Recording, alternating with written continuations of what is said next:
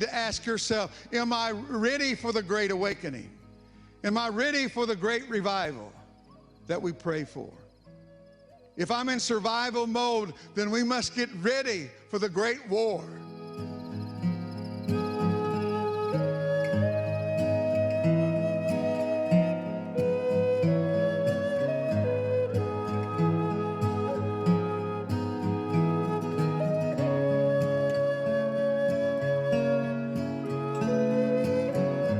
Welcome to the Gathering Place. I'm Dr. Nigel Big Pond. Good to be with you at the Gathering Place, and we're talking about some things that's the end times, and us getting men and women of God together and getting them in that place of maturity. And so we're talking about this country awaiting the manifestation of the sonship, or the sons and daughters of God, those that are mature in God and purposed in God. And then I do want to mention October 2nd, 7th, our SWAT training here at Two Rivers Native American Training Center will be here. And so don't forget that. You can go to 2-rivers.com and check out all that and get enrolled. The cost is mere hardly anything, actually. And then 918-366-6735. You can call that. Also, we'll be in Washington, D.C. at David's Tent, October 29th and 30th. You can go to alltribesdc.org and find out all the information about that. So we have a lot going on, but God is a good God, and we have to be ready warriors. And so I want to turn to the Mike to Fight book. You need to get this book, by the way. Page 108, the Ready Warrior says, sometimes the gate to the mountain is closed. We want to go to the top of the mountain to war, but the gate to the mountain is closed. Battles are not always fought at the top, but sometimes at the gate. The Ready Warriors will fight for the mountains at the gate. Genesis 22:17, blessing, I will bless you, and multiplying, I will multiply your descendants as the stars of the heavens and as the sand which is the seashore. Your descendants shall possess the gates of their enemies. And now I won't get into this today, but you need to rename your gates and rename your battles. Just let me say it that way. I won't get into the teaching of it. But you need to rename your gates as you rename name your wells, your gates, and your battles. It's just like it's a financial battle. Maybe you're having financial difficulty. Well, you would name that battle prosperity, not doom and gloom or I'm poor. This name of my battle is I'm poor, I'm doing without. No. Your name of your battle is prosperity. You're going to prosper in the things of God. And so you need to understand that's there also. Now we stopped with in Luke 12:35-40, the Jesus hours. And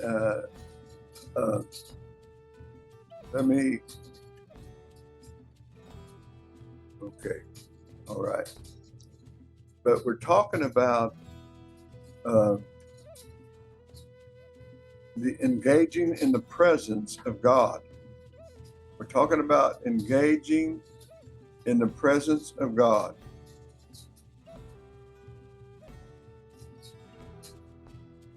Engaging, I don't know how else to say that, but just to say it. You're engaging in the presence of God. In order to have what we call a manifestation of God through angels or through God himself, his voice, or Christ-like, the manifestation, there has to be an engagement in the presence of God. And so we're going to move right along. I hope you was able to listen to the last one, but I'm going to move on to Luke 12:35. In this engaging in the presence of God. Luke 12, 35, 40, what we call the Jesus hours. We talked about the fourth watch, the third watch, the second watch. Many of you all are in different watches. You have some of you are on the first watch, which is 6 p.m. to 9 p.m. Some of you are on the second watch, the 9 p.m. to the 12 midnight. Some of you are on the third watch, midnight to 3 a.m. Some of you are on the fourth watch, 3 a.m. to 6 a.m. But that's your watch with God. And so I'm on the fourth watch, and that's where I get up, or sometimes I'll just lay there and listen to God, or just think on God, and maybe pray, or maybe get up and pray, maybe get up and study or read. That's the fourth watch. And these prayers, those time frames, are they're highly protective and effective. When you link up with intercession or other watchmen, is good. When you linked up with them, that is a good place to link up with the watchmen of God. Just link up with them. Because there's others there probably waking up same time you are. They're on that fourth watch. Now, in Luke 12:35, it says, "Let your waist be girded and your lamps burn, and you yourself be like men who wait for their master. When will he return from the wedding? That when he comes and knocks, they may open to him immediately. Blessed are those servants whom the master, when he comes, will find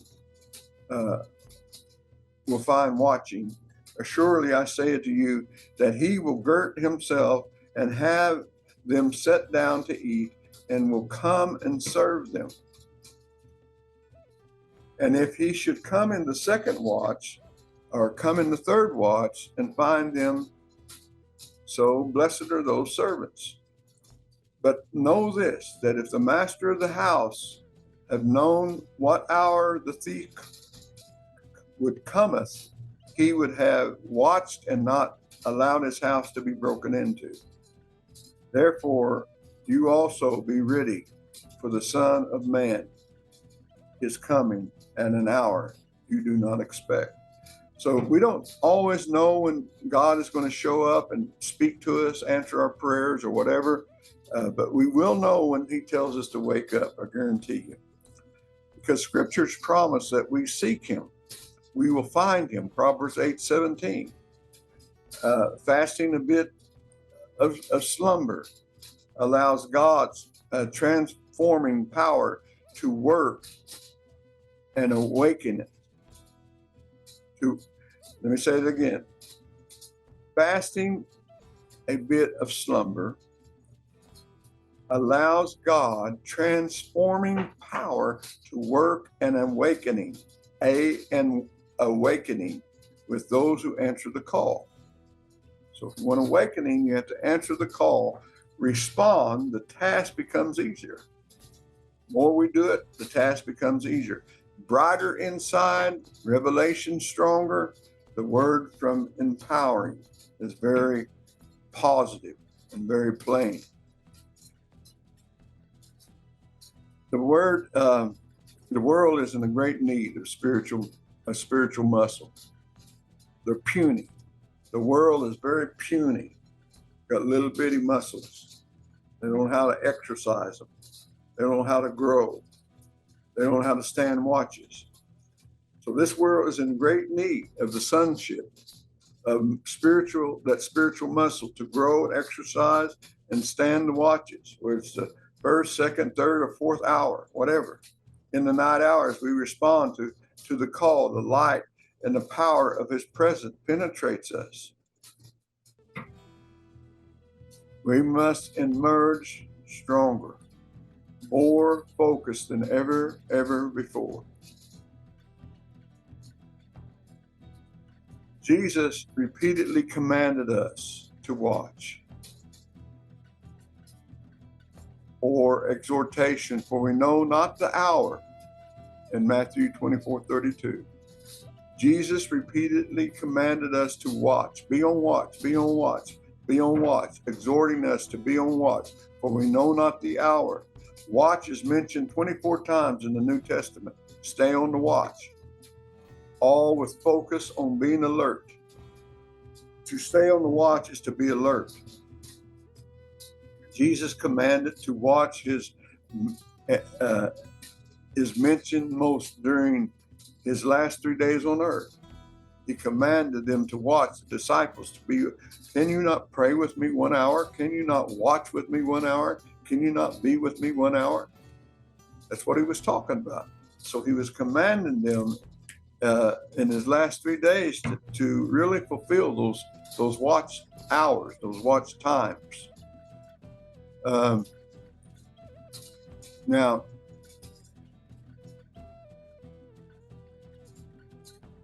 that is very unique. God's office hours, you might say. We have to pause, I would believe,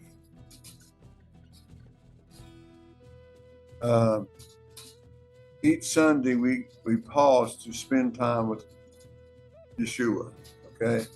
Go to church, pray, praise and worship, listen to the message. But we could do that daily. We could dig into his word daily. We could talk with him daily. We could sit still and allow him to talk with us daily. So it's not just God's office hours. We could do this anytime. God's office hours is saying, look, God is in each and every day of our lives. God, you have to, it's almost like you're talking to yourself. Look and see God. God is in each and every day of our lives. Look for him. Look for what sweet, small moments he gives you. Look for the people he puts in your path. Look for the support in the hard moments that's there. Look for him, for he is there. For he is there. For he is there. Look for him, for he is there. For he is there. I want to put that down. I like that. For he is there. Okay, I'll put that down in great big letters. For he is there. God's office hours. He never closes, never puts, sorry, we're closed on the door. He's always there.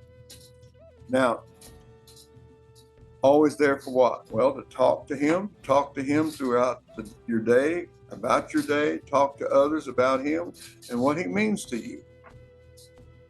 What else? To serve. He's there every day to serve you. We are the hearts and the hands of Christ, Yeshua, every day, not just Sunday. When you help and serve and encourage and love others, you show them Yeshua. So you can serve when our hearts, the hearts and hands of Jesus every day, not just Sunday. When you help others, serve others, encourage others, love others, you show them Yeshua, Jesus. John 10:10 says, I have come to give you life more abundantly. And that's key. So here we're talking about the manifestation. And we're talking about the sonship of God.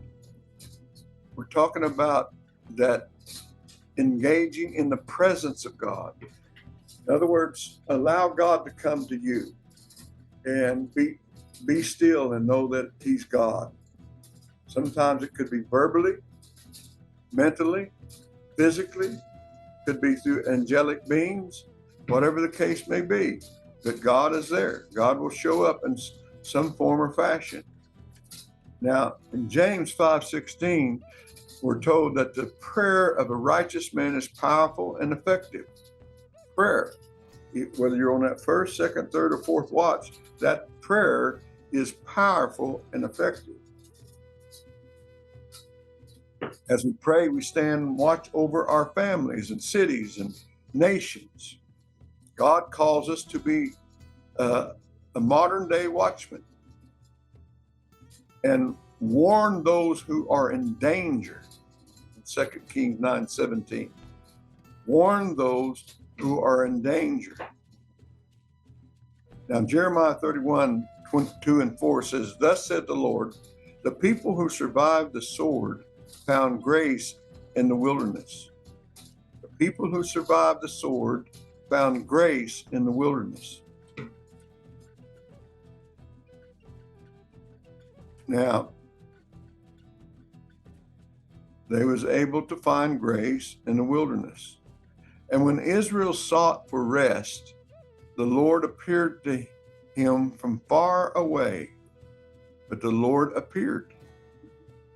The Lord appeared to him afar away. "I have loved you with my everlasting love. Therefore I have continued my faithfulness to you." My faithfulness to you.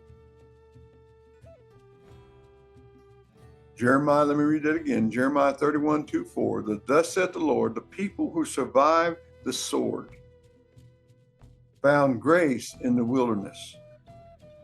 When Israel sought for rest, the Lord appeared to him from far away. "I have loved you with an everlasting love. Therefore, I have continued my faithfulness to you."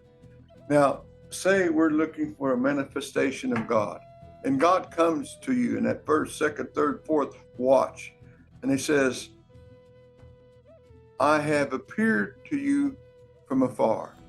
I have loved you with everlasting love every day. I have continued my faithfulness through you, to you, and for you." And that's all he says. But that is a tremendous, powerful word that Lucifer, poor old Lucifer, does not know how to deal with. He just doesn't know how to deal with that type of talk. Jeremiah 2:4 says, "Again, I will build you, and you shall be built, O virgin Israel, O virgin Israel. Again, you shall take your tambourines and go forth in the dance of the merry makers." The dance of the merry makers. Take advantage of this. "Again, I will build you. Again, I will build you, and you shall be built, O virgin Israel. Again, you shall take your tambourines and go forth in the dance of the merry makers." So he's telling, it could be in the fourth hour that God tells you something this significant. It could be those special moments where the sword appears to you, as destructive times. It could be special moments of far off, a special place or time. Special moments, again, to build, make repairs,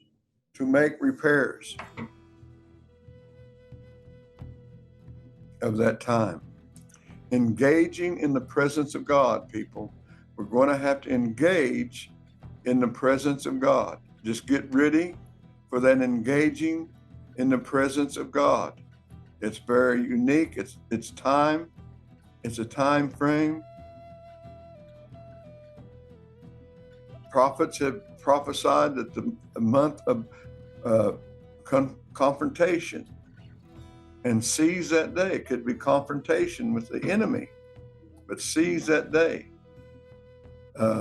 They said this will be the month of confrontation. This will be the month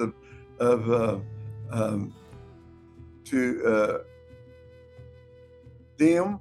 Seize that day. This will be the month. So seize that day, for there will be confrontation. There will be give you entrance to the seize the day. Seize the day to break open your way in days ahead. Do not fall back from the confrontation that will be on your path. Now I'm reading a prophecy here. That will be on your path. Out of those confrontations, out of those solicitations, out of those divine meetings, you will seize the day. The wind will shake in the trees, and listen for the wind. Listen for the wind.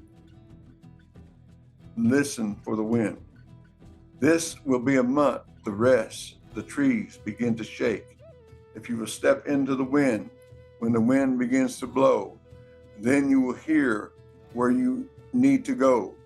I am sending my people this way and that way. In the midst of the wind blowing, new strategies for increase will blow into the wind. Make a list of every way you've increased in the past. Then hear me blow. My wind of manipulation will blow you into a strategy of increase for the future. Go back and review. I will give you vision on how to go.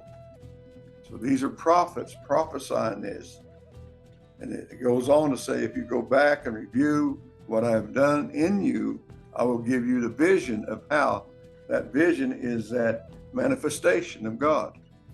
Vision of how I'm going to use you with others in days ahead. You are at the brink of multiplication. Do not back up, listen, review, see where I will have you to go.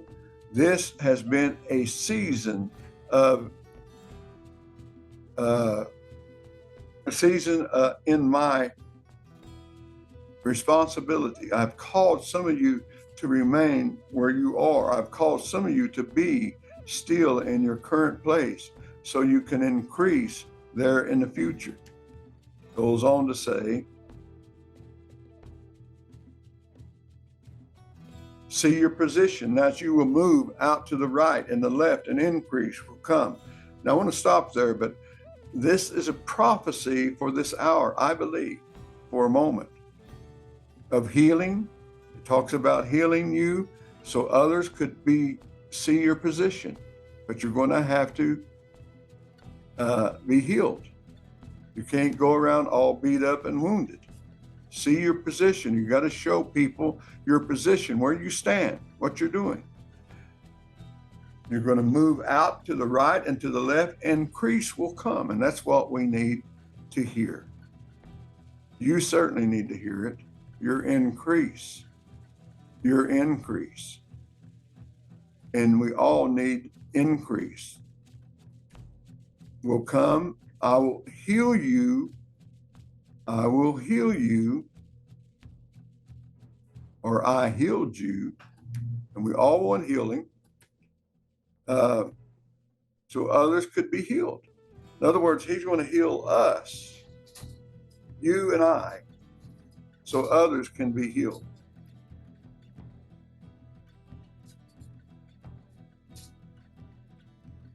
I broke you through so you could break others through. So we're going through the wall. We're breaking through Satan's tactics so others can break through. So I'm broke through, you're going to break through. I caused you to be delivered so many others could be. I'm delivered. You're being delivered of whatever the case may be.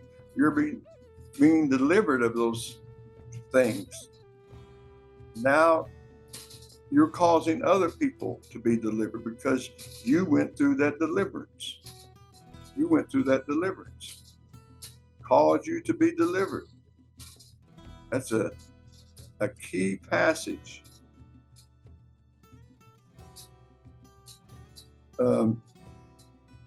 This is your beginning of moving out, hearing the word from behind you, telling you which way to go. So that's that manifestation that we're talking about. The manifestation. This whole prophecy you can preach off of, because it brings us in an engagement of the presence of God. That's what he's talking about. That's what this prophet is conveying to us.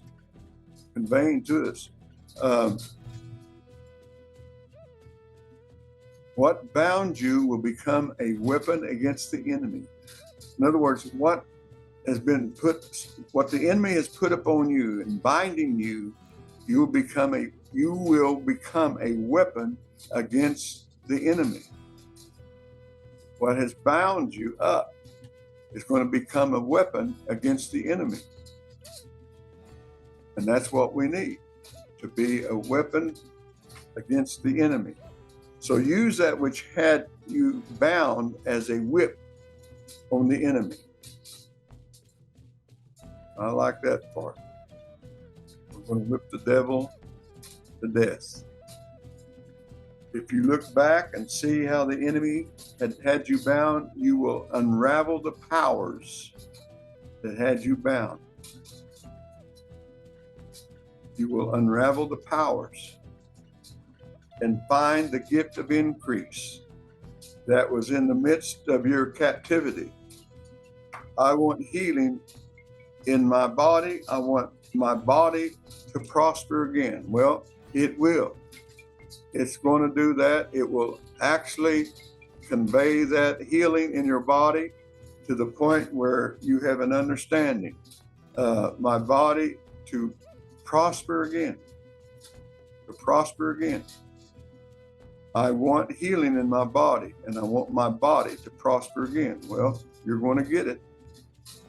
You're going to get it. That's the prophecy. That's the prophecy. I won't read all of this, but all this is forming over you. The portal is forming over you. The portal of God is around you, is upon you. One that you have never seen before. Run under the portal and watch. Be poured down upon you. You are just beginning to revive or receive. Don't interpret your future from your past. Don't look at the past. That's the reason our Yuchi song says, always go forward, never look back. But you don't need to look at the past. Whether it's good or bad makes no difference. There's something in front of you. Don't look, always go forward. There's something in front of you that is good. So we want to acknowledge that and all those things that are taking place. So I'm hoping you're getting this. I know I am. This is a prophecy. I don't normally go over people's prophecy, but I think it's that end time prophecy is very unique for us all right now to really pour upon us and deal with us in this time. So this is the gathering place. I hope you're enjoying this message of what's going on in this hour and in the engagement and in the manifestation of God in this hour. So God bless you. I say a tohi until we meet again.